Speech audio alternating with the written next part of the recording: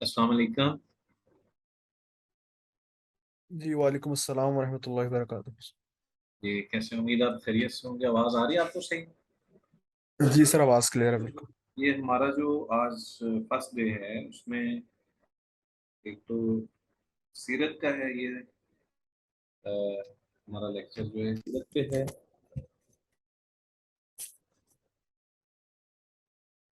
जी, आपको आवाज़ सही आ रही है? अगर मैंने अभी हैंड फ्री यूज़ की है तो क्या कोई इशू तो नहीं है? नहीं सर, क्लियर है आवाज़। चलें, ठीक है। बिस्मिल्लाहिर्रहमानिर्रहीम, अल्हम्दुलिल्लाह वस्सलातु वस्सलामु अला सय्यिदिल अंबिया व अला आलिहि व अस्हाबिहि अजमईन, अम्मा बाद।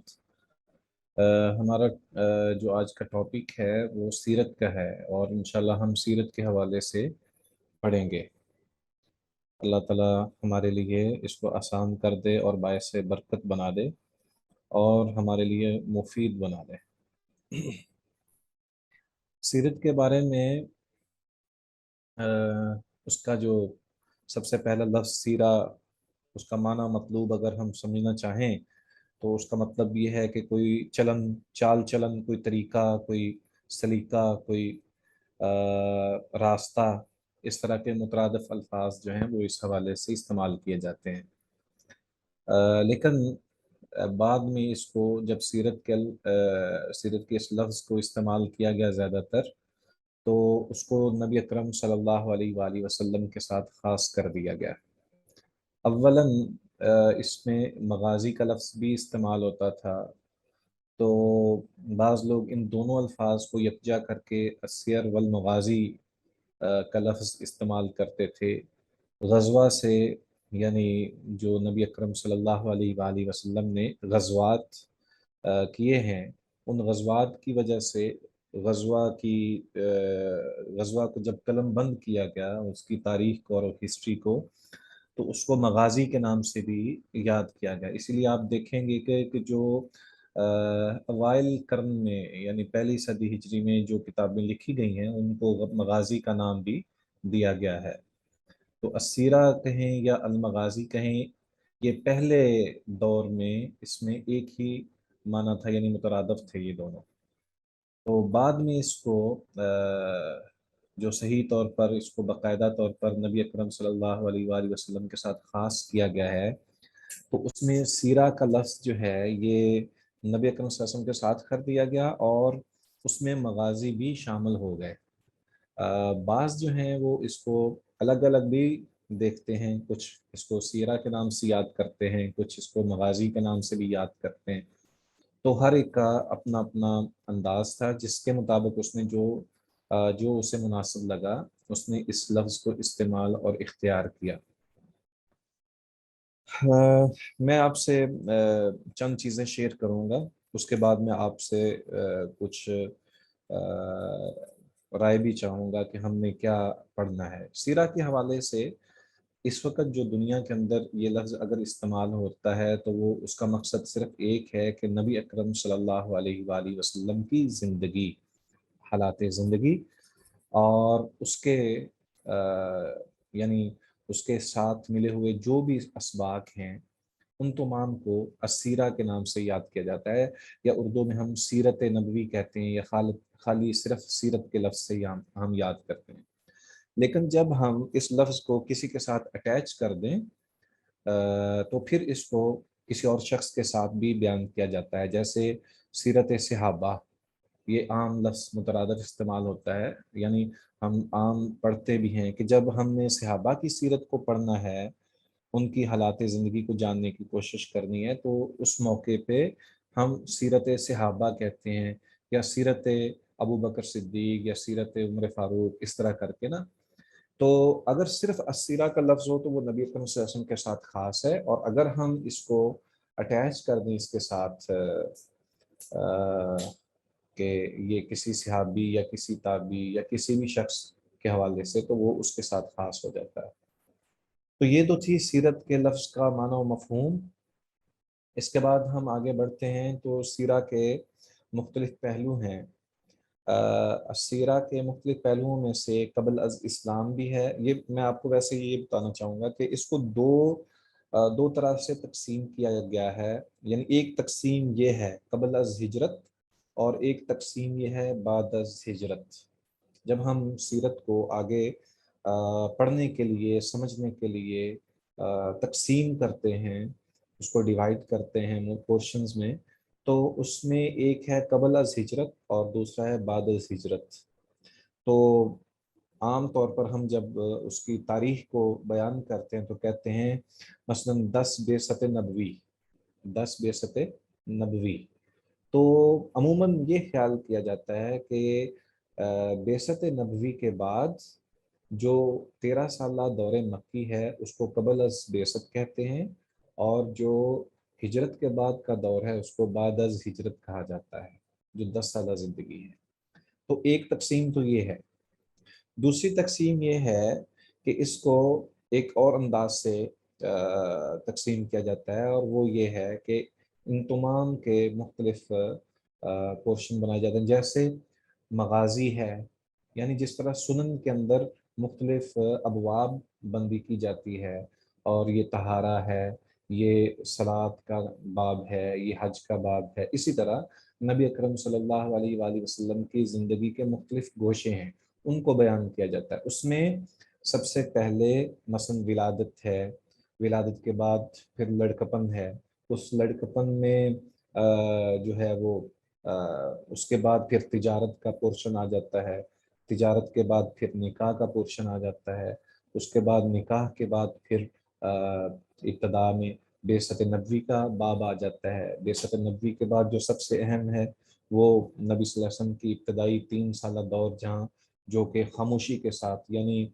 इलानिया तौर पर तबलीग और दावत इस्लाम नहीं थी, बल्कि आप सल्लल्लाहु अलैहि वसल्लम खामोशी के साथ कभी किसी एक फ़र्द को, कभी हज के मौके पर किसी कई अफराद को अलग-अलग जो है वो दावत देते थे और अपने रिश्तेदारों को दावत देते थे। ये दावत इस्लाम का 3 साल दौर पहले है, फिर हज़रत उमर फ़ारूक और हज़रत सैयदना अमीर हमज़ा रज़ी अल्लाह अन्हुमा जब मुसलमान हुए, फिर उसके बाद एलानिया दावत का आ जाता है। फिर उसके बाद जो है वो कुछ ऐसा टाइम भी आता है कि जिसमें नबी अकरम सल्लल्लाहु अलैहि वसल्लम को शेब अबी तालिब में रहना पड़ता है। शेब अबी तालिब से बाहर निकलते हैं तो फिर हज के मौके पर जो दावत आम दी जाती है उसके बारे में मौक़िफ़ है। फिर उसी हज के या उससे अगले हज में बैत अक़बा उला, बैत अक़बा सानिया, ये आते हैं। ये 3 हज हैं। 3 हज में जो पहला हज है उसमें उसको बैत उला नहीं कहा जाता, यानी बैत अक़बा उला नहीं कहा जाता, बल्कि सिर्फ ये कहा जाता है कि चंद मदीना के अफराद जो थे वो आए और उन्होंने नबी सल्लल्लाहु अलैहि वसल्लम को जाना पहचाना, और फिर उसके बाद जो है उन्होंने सहाबी को, नबी अकरम सल्लल्लाहु अलैहि वसल्लम ने अपने सहाबी को भेजा, वो वहाँ पे गए। फिर अगले हज पे कुछ लोग मुसलमान होने के लिए आए और उन्होंने बैत की, वो बैत अक़बा उला है। फिर उसके बाद दूसरी है, फिर उसके बाद हिजरत शुरू हो जाती है, जो आम हिजरत है, बिल आखिर नबी सल्लल्लाहु अलैहि वसल्लम की हिजरत है। और हिजरत के बाद के जो वाक़यात हैं उनमें ज़्यादातर मगाज़ी का पोर्शन है। तकरीबन नबी सल्लल्लाहु अलैहि वसल्लम के 27 ग़ज़वात, बाज़ के मुताबिक कमी बेशी है, कोई 28 कहता है, कोई 27 कहता है, कोई कुछ कहता है, तो 27 के ऊपर इत्तेफाक है। तकरीबन जमहूर ये कहते हैं कि 27 ग़ज़वे थे जिनमें नबी सल्लल्लाहु अलैहि वसल्लम ने बनफ़्स नफ़ीस शिरकत की है। उसके अलावा ये ग़ज़वात का एक पूरा टाइम पीरियड है, उसमें सुलह हुदैबिया भी है, उसमें ग़ज़वा खैबर भी है, उसमें फ़तह मक्का भी है, उसमें और दीगर कई ग़ज़वात हैं।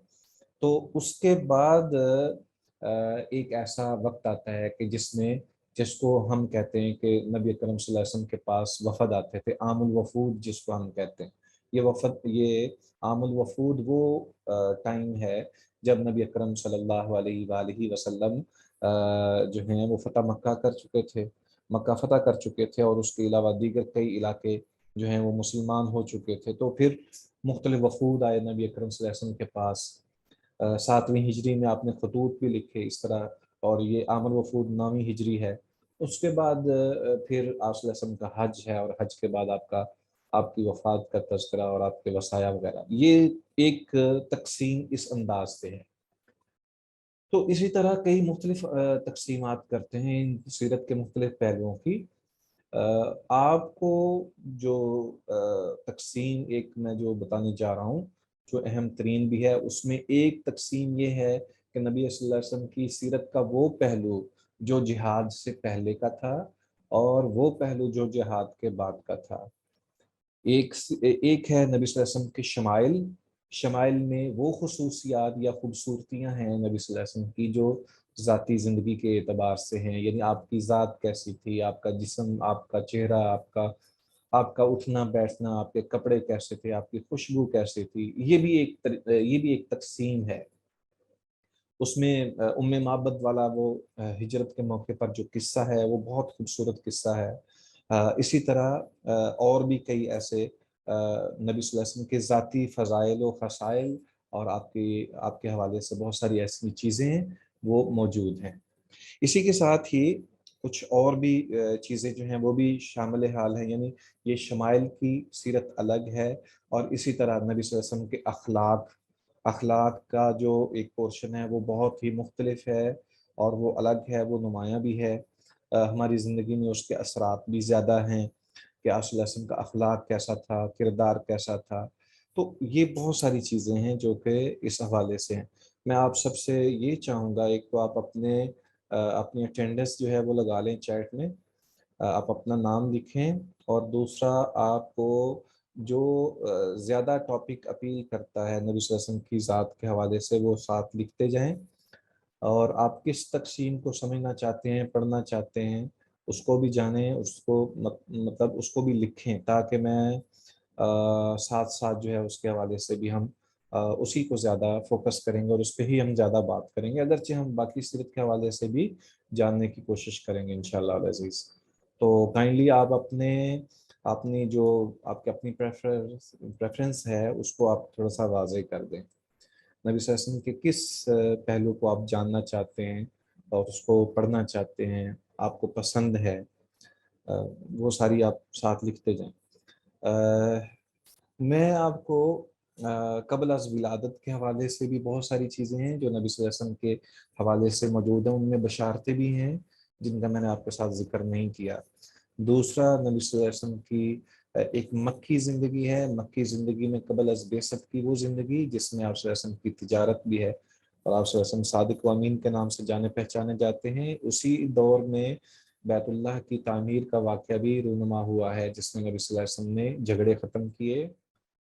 ہم بات کر رہے تھے اس سے پہلے انفارچونیٹلی ہمارا جو نیٹ ورک ہے وہ ڈسکنیکٹ ہو گیا، جس کی وجہ سے ہمیں ایشو بنا۔ تو آئی تھنک مجھے اندازہ نہیں ہے کہ باقی اسٹوڈنٹس جو ہیں وہ دوبارہ اس کو جوائن کرتے ہیں، کیا سچویشن ہے۔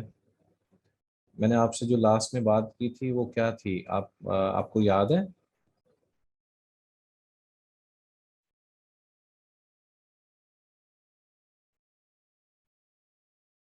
اگر کوئی مجھے انفارم کرے ہم لاسٹ کس جگہ پہ تھے، کیا بات کر رہے تھے؟ آپ میں سے لاسٹ جو پریویس ہمارا سیشن تھا اس میں کوئی تھا؟ السلام علیکم سر۔ جی وعلیکم السلام۔ جی تو میرا خیال ہے کہ ہماری بات کلیئر تھی بالکل۔ میں یہی چاہتا تھا کہ آپ کو صرف یہ پوچھ سکوں، جان سکوں آپ کے بارے میں کہ آپ موجود تھے، تو ہم اس کو اس کے بعد کنٹینیو کر سکیں۔ مقصد یہ تھا کہ ہم کس انداز سے پڑھیں یا کون سے ریلیونٹ سبجیکٹ جو ہے یا سیرت کے پہلو کو ہم جو ہے وہ جان سکیں، اس میں آپ کر سکتے ہیں، ہمیں ریکمنڈیشن دے سکتے ہیں۔ آپ اپنے میسج میں اپنی اٹینڈنس وغیرہ جو ہیں وہ کریں، اور دوسرا ساتھ میں آپ یہ بھی بتا سکتے ہیں۔ تو ایک آدھ منٹ کے اندر کائنڈلی آپ اپنے نام وغیرہ لکھ لیں میسج میں، اور جس چیز کو آپ پسند کرتے ہیں وہ بتا دیں۔ ویسے ہمارے پاس اس کے آؤٹ لائن وغیرہ تو ہے انشاءاللہ، لیکن ہم اس پہ بعد میں بات کریں گے انشاءاللہ۔ تو میسج کی یہ اٹینڈنس جو ہے یہ آپ کے پاس ویسے بھی سیو رہتی ہے، آپ کو اس میں کوئی ایشو نہیں ہوگا بعد میں کہ آپ کی اٹینڈنس فلاں کی جو ہے وہ صحیح نہیں ہوئی یا کیا مسئلہ ہے۔ ابواب کی صورت میں کی گئی تقسیم زیادہ بہتر رہے گی، صحیح۔ تو سب سے پہلے آپ نے یہ بتایا کہ ابواب کی صورت میں ہم پڑھیں،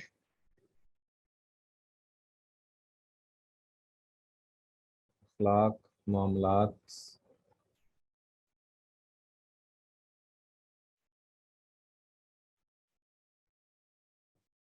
जी, is there anyone else?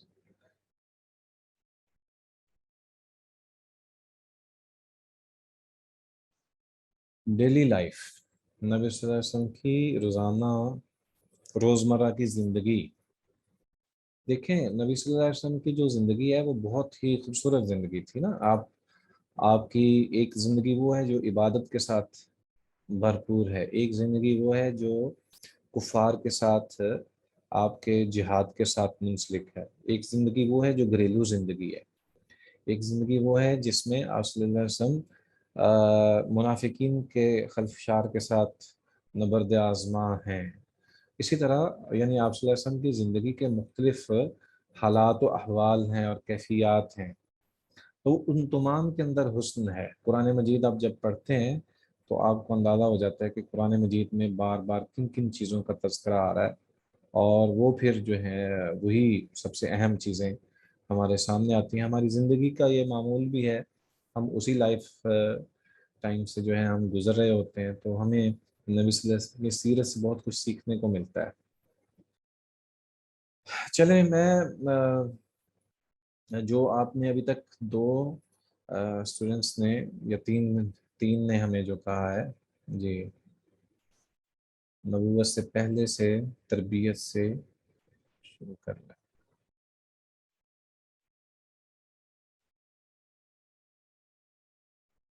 हाँ, ऑफ कोर्स, बहुत सारी चीज़ें आप सल्लल्लाहु अलैहि वसल्लम ने जो है वो मैनेज की हैं। तो खैर वो तो आप सल्लल्लाहु अलैहि वसल्लम की ज़िंदगी जो है वो तो इतनी भरपूर थी कि उसमें उसको हम अगर देखें ना, आज तक जितने भी पहलू हमारे सामने आए हैं नबी सल्लल्लाहु अलैहि वसल्लम की ज़िंदगी के, वो इतने खूबसूरत हैं और उस पर इतनी किताबें लिखी जा चुकी हैं, और फिर भी हम जो है उस पर अभी तक लिखते जा रहे हैं, उसको समझने की कोशिश कर रहे हैं, और उसमें से जो हमारे लिए रहनुमाया चीज़ें हैं उनको हासिल करने की कोशिश करते हैं, और आपके तरीके सुन्नत और आपके जो भी आपका उसवा है उसको उस पर चलने की कोशिश करते हैं। तो मैंने आपसे ये इसलिए भी पूछा, थोड़ा सा मैं आपको इस हवाले से भी, हमारे पास जो टाइम है वो इतना नहीं है कि हम पूरी सीरत को इस तरह खोल के वाज़े करके बयान करें ना। तो उसमें यही है, एक तरीक़ाकार है कि आप जो हैं किसी गज़वात को अगर आप पसंद करते हैं, वो अखलाकियात को पसंद करते हैं, वो हम साथ साथ में बाकी चीज़ें भी हम पढ़ेंगे। हाँ, पॉलिटिकल, इकोनॉमिकल।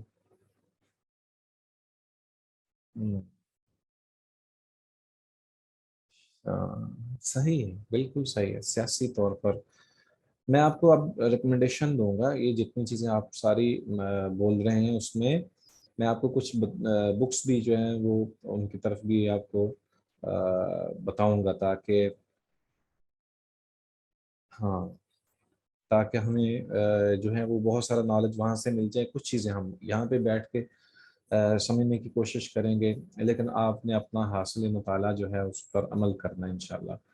तो अगर आप लड़केपन के हवाले से आप देखना चाहें तो नबी सल्लल्लाहु अलैहि वसल्लम की लाइफ से वहीं से शुरू करते हैं हम, कि नबी सल्लल्लाहु अलैहि वसल्लम जब पैदा हुए उसके बाद आपकी ज़िंदगी कैसी गुजरी, कैसी खूबसूरत ज़िंदगी गुजरी। उसमें बहुत सारे पहलू हैं, बहुत सारे पहलू उसमें, एक अखलाक का नमूना भी आपके सामने आ जाएगा।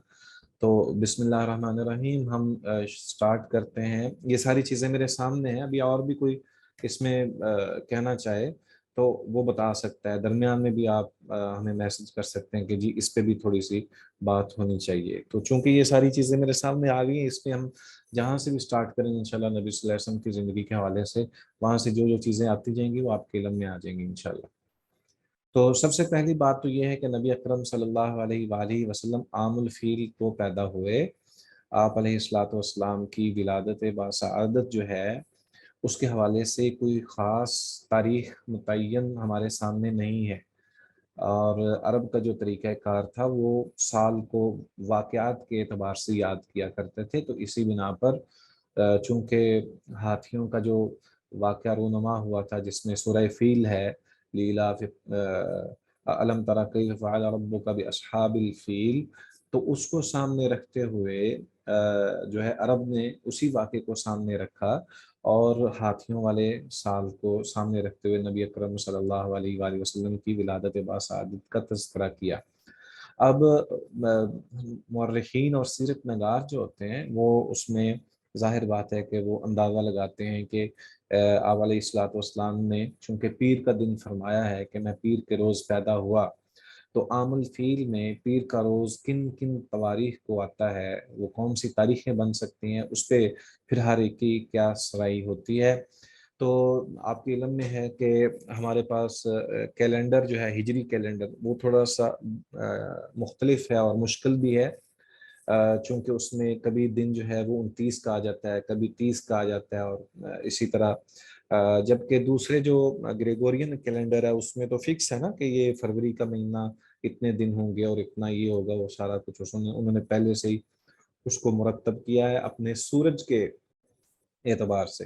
तो सूरज के एतबार से जो उन्होंने ग्रेगोरियन कैलेंडर बनाया है, जबकि मुसलमानों के यहाँ चाँद के एतबार से जो है वो कैलेंडर बनाया गया है। हमारी नमाज़ें और हमारा दीगर मामला जो है वो सूरज के साथ मुंसलिक है, जबकि हमारे अय्याम की तारीखें जो हैं वो चाँद के साथ मुंसलिक हैं। हमारे रोज़ों के और ईदैन के हवाले से अगर देखें तो वो महीने जो हैं वो चाँद की तारीख के साथ मुंसलिक हैं, इबादात के साथ। लेकिन जब हम नमाज़ों के औकात की बात करते हैं तो वो ज़वाल से पहले है, ज़वाल के बाद है, सूरज गुरूब होने पे नमाज है और सूरज तुलू होने से पहले फजर और उसमें इतना टाइम होता है, ये वो सारी चीज़ें हैं। उसी हिसाब से नमाज के औकात की तायीन की गई है। तो नबी सल्लल्लाहु अलैहि वसल्लम की जो स्वान उमरी है उसमें आप अलैहिस्सलातु वस्सलाम की विलादत बासआदत का तज़किरा जो है उसमें मौर्रिखीन इख्तिलाफ में रहे हैं। कुछ ने नबी सल्लल्लाहु अलैहि वसल्लम की विलादत को 12 रबीउल अव्वल बताया है और कुछ ने उसको 8 रबीउल अव्वल बताया है, कुछ ने 21 बताया है, कुछ ने 19 बताया है और इसी तरह ज़्यादातर जो हैं वो 9 रबीउल अव्वल भी कहते हैं। तो इसमें भी हम बात करेंगे आप सल्लल्लाहु अलैहि वसल्लम जब पैदा हुए तो उस मौके पर जैसे अभी सवाल आ गया कि बेसर नबवी से पहले की दुनिया के हालात क्या थे। कहा यह जाता है कि दो तीन निशानियां बहुत मारूफ थीं जो कि जिसका अहादीस के अंदर भी जिक्र आता है।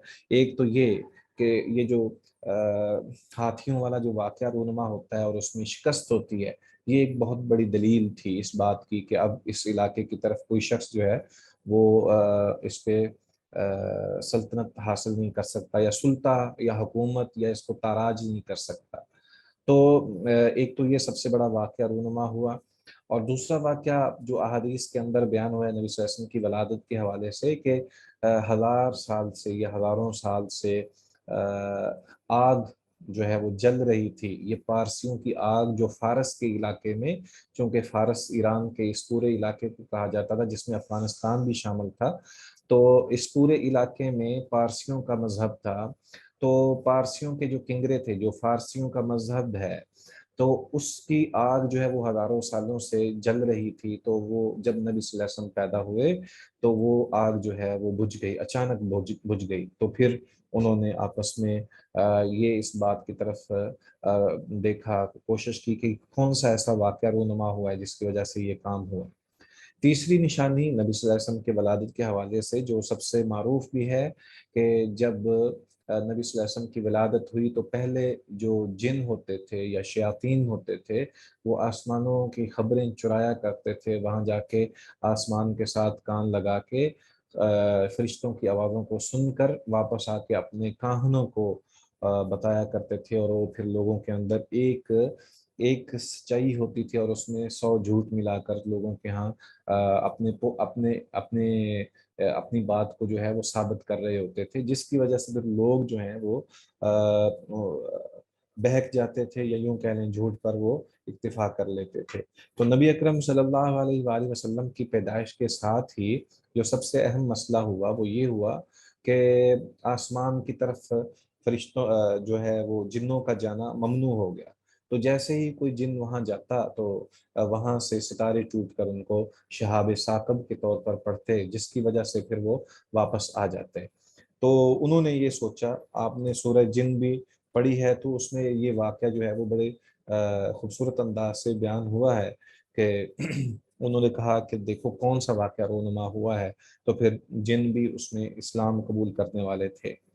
اس کے بعد کچھ ایسی نشانیاں ہیں جو کہ ذاتی اعتبار سے بھی ہیں کہ نبی اکرم صلی اللہ علیہ وآلہ وسلم کی پیدائش کے اوپر جو ہے آپ کے نام کی تجویز کے اوپر ایسا نام رکھا گیا جو بے مثال تھا، محمد اور احمد ایسے نام رکھے گئے جو کہ بے مثال تھی، اس سے پہلے یہ نام نہیں رکھا گیا تھا۔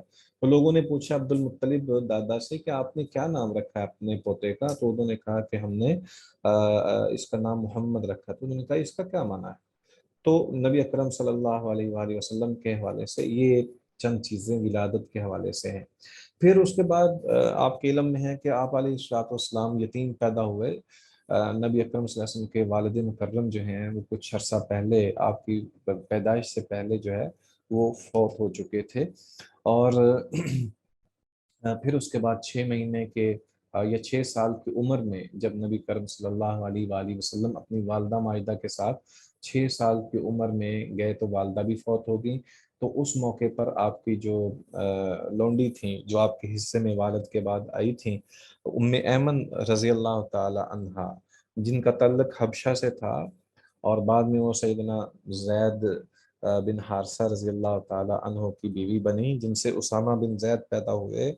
تو یہ جو لونڈی تھی انہوں نے پھر آپ کی پرورش شروع کی۔ اس سے پہلے قبیلہ بنو سعد کے اندر نبی اکرم صلی اللہ علیہ وآلہ وسلم 3 سال تک دودھ کے پینے کے لیے یعنی رضاعت کی عمر کے لیے وہاں پہ موجود رہے تھے۔ تو یہ وہ ساری چیزیں ہیں جو کہ ہمارے ساتھ ولادت کے حوالے سے کچھ مختصر سے اس کا جائزہ پیش کیا گیا ہے، یا اس کے حوالے سے ہمیں معلومات جو ہیں وہ میسر ہیں۔ اس کے بعد نبی اکرم صلی اللہ علیہ وآلہ وسلم اپنے لڑکپن میں ہی، بچپن کے ہی ایک دو چند واقعات میں آپ کے سامنے رکھتا ہوں کہ نبی صلی اللہ علیہ وسلم لڑائی جھگڑا نہیں کیا کرتے تھے۔ نبی صلی اللہ علیہ وسلم کھانے کے لیے جھپٹتے نہیں تھے۔ دادا جب فوت ہو گئے تو اس کے بعد ابو طالب نے جو ہے ان کی پرورش کی ذمہ داری سنبھالی۔ تو دادا تو بہت شفقت کیا کرتے تھے اور بہت محبت کیا کرتے تھے، اور ان کے پاس مال اسباب بھی تھا ویسا، لیکن ابو طالب جو ہے وہ غریب تھے۔ وہ ان کے بچے بھی زیادہ تھے اور وہ سارے نبی صلی اللہ علیہ وسلم کے ہم عمر بھی تھے۔ تو اس انداز سے نبی صلی اللہ علیہ وسلم کے ساتھ جیسے بھائیوں کے اندر آپس میں ہوتی ہے، تو نبی صلی اللہ علیہ وسلم کبھی بھی لڑائی جھگڑا نہیں کیا کرتے تھے، حتیٰ کہ کھانے کے موقع پر سارے اکٹھے کھانا کھایا کرتے تھے۔ تو نبی صلی اللہ علیہ وسلم کے حوالے سے آتا ہے کہ یہ ایک سائڈ پہ بیٹھ جاتے ہیں۔ تو پھر فاطمہ جو ابو طالب کی جو زوجہ مکرمہ تھی، سیدہ فاطمہ رضی اللہ تعالی عنہا، جو سیدنا علی رضی اللہ تعالی عنہ کی والدہ تھیں، والدہ مکرمہ، انہوں نے جب دیکھا کہ یہ تو کھانا نہیں کھاتا ہے اس وجہ سے، تو انہوں نے پھر ان کا کھانا ہی الگ رکھنا شروع کر دیا۔ اب بچپن میں ہی اسی عمر میں جب کہ ابو طالب کے ساتھ تھے تو نبی اکرم صلی اللہ علیہ وسلم نے بکریاں بھی چروائیں۔ تو یہ چرواہے کے طور پر بھی کام کرتے رہے۔ آپ علیہ الصلوۃ والسلام نے فرمایا ہے کہ میں بنو سعد کی بکریاں بھی چرایا کرتا تھا۔ اب وہ سارا واقعہ یا وہ جو سارا جو موقع ہے جس میں نبی اکرم صلی اللہ علیہ وآلہ وسلم کے پاس آتا ہے کہ آپ علیہ الصلوۃ والسلام نے جو ہے وہ شیمہ رضی اللہ تعالیٰ عنہ کے ساتھ آپ کا تعلق، اور پھر اپنی بہن کے ساتھ جو ہے، اور وہ لوری، شیمہ کی لوری اور دیگر چیزیں جو ہیں وہ ساری سیرت کے اندر مختلف انداز سے ہمیں ملتی ہیں، لیکن اس میں سے چند واقعات میں نے آپ کے سامنے رکھے ہیں جس میں اب نبی اکرم صلی اللہ علیہ وآلہ وسلم نے فرمایا کہ میں نے بنو سعد کی بکریاں چند چند مال کے عوض میں چرائیں، اور یہ بھی فرمایا کہ کوئی نبی ایسا نہیں گزرا جس نے چرواہے کے طور پر کام نہ کیا ہو۔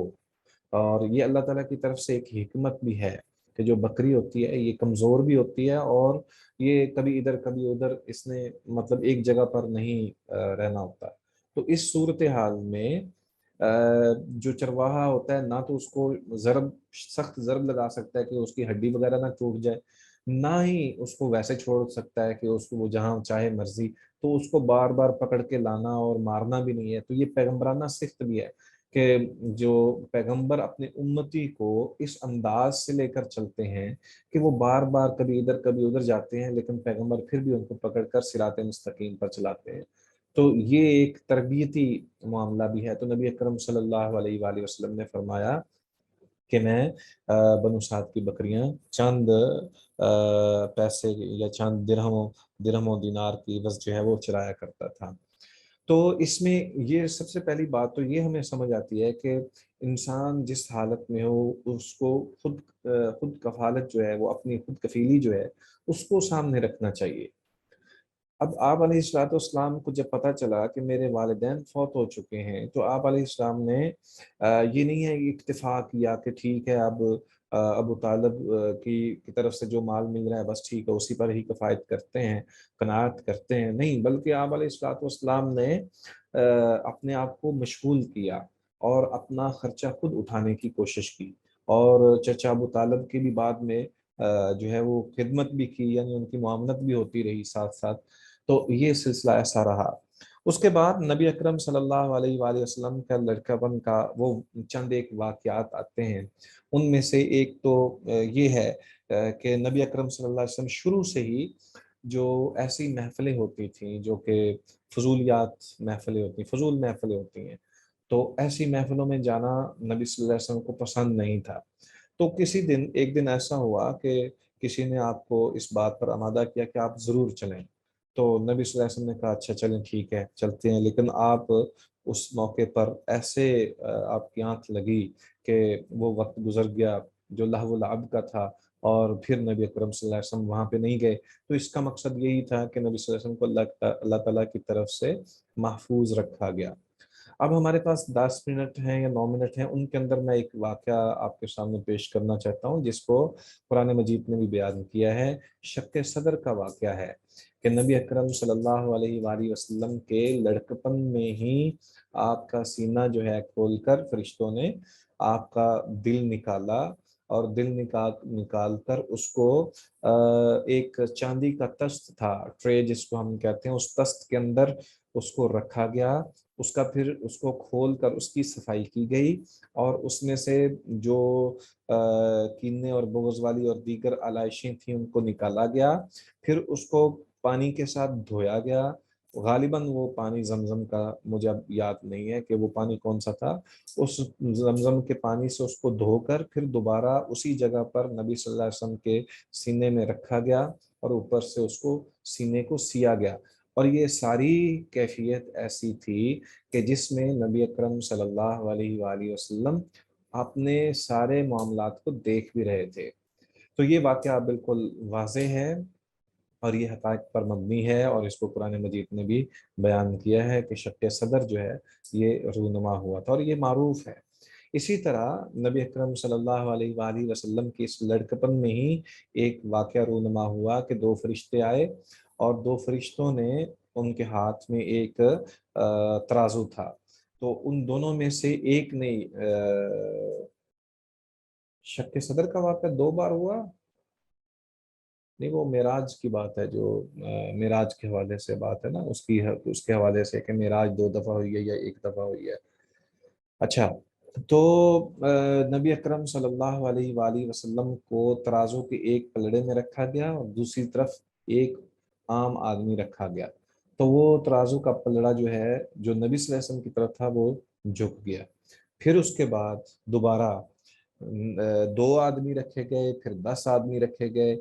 तो 3 दफ़ा इस तरह किया गया। दूसरा फरिश्ता जो पास था उसने कहा कि अगर तू सारी दुनिया को भी इस तरफ रखे और एक तरफ मोहम्मद सल्लल्लाहु अलैहि वसल्लम को रखे, तो इनका पलड़ा फिर भी भारी रहेगा।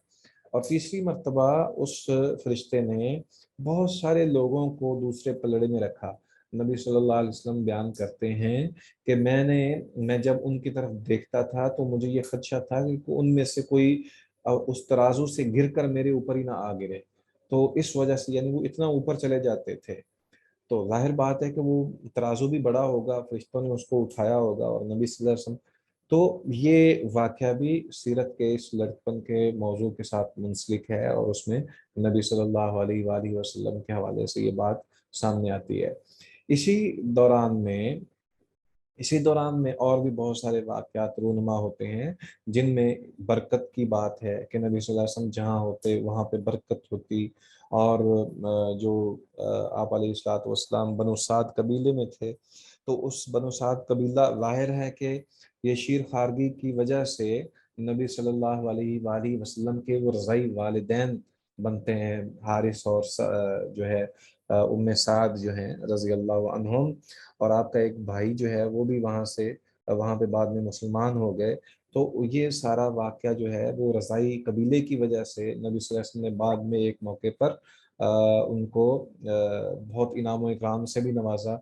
और जब उनको फतह किया गया उस इलाके को, तो उनकी बहन आई शीमा, तो उन्होंने आके बताया, तो नबी सल्लल्लाहु अलैहि वसल्लम ने, वो पूरा एक वाक़या है, बहुत लंबा वाक़या है, कि उसमें नबी सल्लल्लाहु अलैहि वसल्लम ने फिर उन तमाम को जो है वो रिहा कर दिया, चूंकि ये गुलाम और लौंडी बन गए थे। तो फिर नबी सल्लल्लाहु अलैहि वसल्लम ने बाद में उनको छोड़ा, तो वो सारे मुसलमान भी हो गए।